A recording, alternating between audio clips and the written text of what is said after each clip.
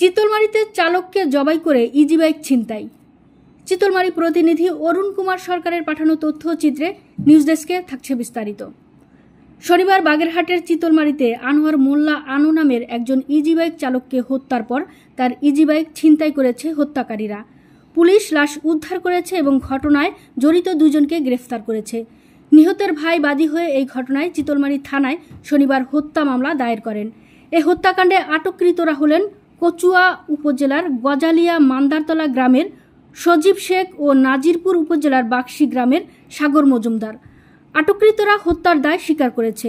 চিতলমারী থানার ওসি স্বপন কুমার রায় জানান, দুইজন আসামিকে আমরা ধৃত করি।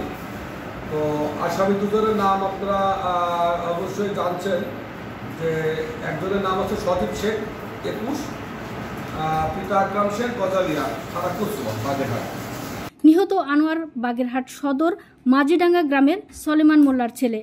আনোয়ার মোল্লা আনোর ইজি বাইকে 4 জন আসামি শুক্রবার রাত 8টার দিকে বাগেরহাট বাজার থেকে চিতলমারী যাওয়ার যাত্রী হয়ে ওঠে।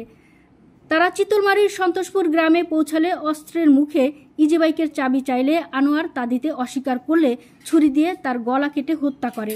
এরপর নিহতের লাশ খুশি মাস্টারের বাড়ির কাছে পাশের খালের কাদামাটির নিচে চাপা দিয়ে পালায়।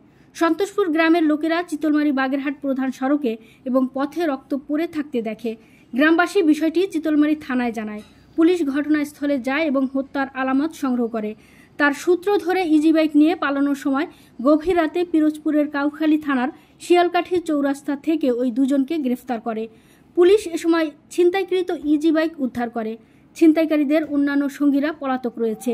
তাদের একটি চক্র কিছুদিন ধরে এমন অঘটন ঘটাচ্ছে বলে আটককৃতরা স্বীকার করেছে। নিউজ ডেস্ক, সুমনা, ভোরের আকাশ।